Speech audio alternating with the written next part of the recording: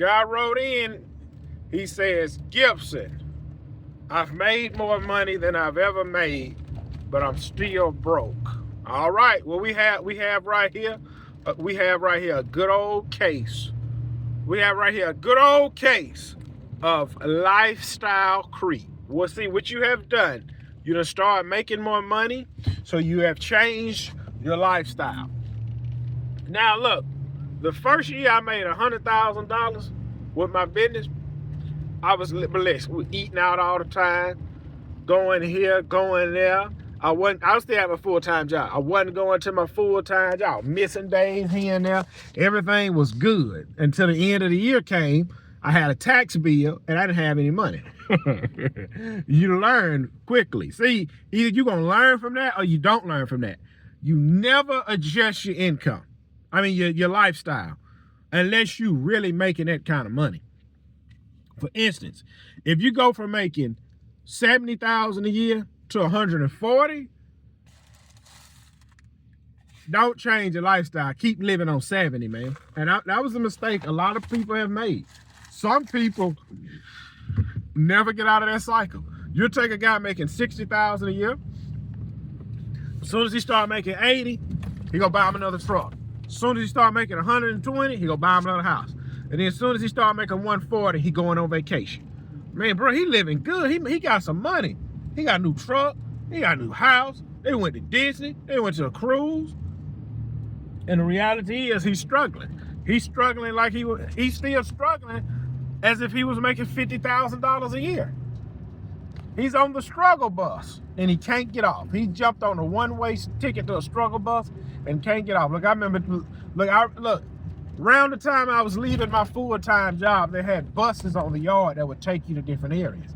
And I remember we was getting off work. Well, I ran and jumped on the bus and said, man, I'm on here first. The bus hit the corner, backed in. I said, man, what we wait for? Oh, the bus don't pull off until another 30 minutes. I said, man, flip that. I jumped off and started walking. Now I was 30 minutes behind. Listen, bro. If you start making more money and then you start spending more money, you will never get out of that cycle. Remember I just told y'all, if the guy making 50,000, then he go from 50 to 80, then 80 to 100, then 100 to 120, then 120 to 140. And the only thing he did was created more debt, like bought a bigger house and bought another truck, and now he doing vacations. He can't go back to 70,000 a year because he's built this lifestyle so he can never return from. You never want to do that. You never want to do that. As of right now, I cannot go back to a welding job and live off of it. I can, but I don't want to. Because the most money you're going to make on a welding job locally where you're staying home in your bed every night is about $1,500 a week. And that is health insurance, dental insurance, retirement, 401k. Because, you know, I mean, if you get a job when they don't take none of that out, you get $2,000. But if you get a job, they're taking all that out your check, you're only going to bring home about $1,500 a week.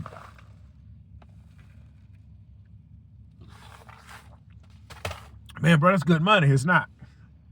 See that guy right there? He believe in himself. See how his truck is lettered and logoed and the trailer is too? In 2007, guys was making $1,000 a week. You mean to tell me 18 years later, you're only making an extra $500 a week? Come on, bro. The math doesn't math. And you had to work 6-7 days to make that. Let that sink in, you peasant. Let that sink in. Let that sink in. This is, look, I'm gonna give you the tools right now to how when you start making more money, you don't run out and spend more money. If all your bills is $2,000 a month, and your full-time job was paying you $3,000 a month, and now you done started a business where you're making $7,000 a month. Listen, pay your bills with the $2,000. You make it $7,000, right? You make it $7,000. After you pay your bills, you got $5,000. After you pay your business bills, you got $3,000. Put $2,000 up and take $1,000 a month to spend it on whatever you want to spend it on. But the catch is you can't buy a new truck and you can't buy another house. And you got to stay in that same apartment. Take that $1,000 a month that you got left, go eat out every weekend. You can go do day dates with your spouse, now you are living and enjoying. Versus, I'm going to get a new truck, we're going to travel. No. Because something happened in your business, you go belly up, you can't maintain that lifestyle. So again, if all your bills is $2,000 a month, we'll just say 3, and at that time, no, if all your bills is $3,000, and if all your bills is $2,000 and your full-time job was paying you $3,000 a month, flip. Now you started a business where you're making $7,000 a month, and all your bills are still $2,000 a month. Go ahead and pay your bills with your business. Put $1,000 a month in your pocket to blow and stack the rest up. Put yourself on a salary. Put yourself on a $4,000 a month salary, or if you can't do that, just pay yourself $1,000 every week. You can't lose.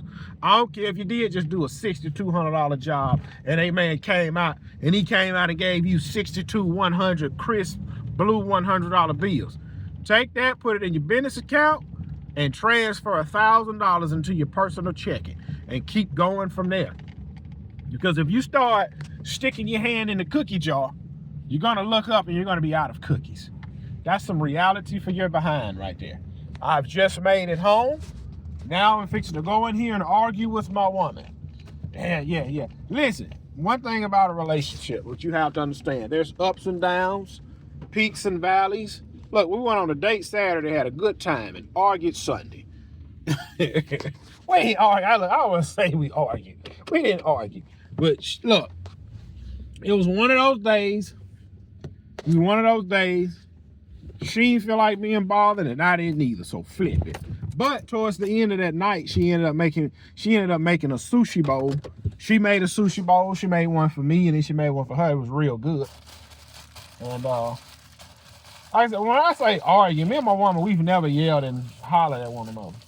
We more so of, I don't want to be bothered. So when I left this morning, she didn't want to be bothered. So I'm going to go in here and see if she want to be bothered. If she don't want to be bothered, good. I didn't feel like talking anyway.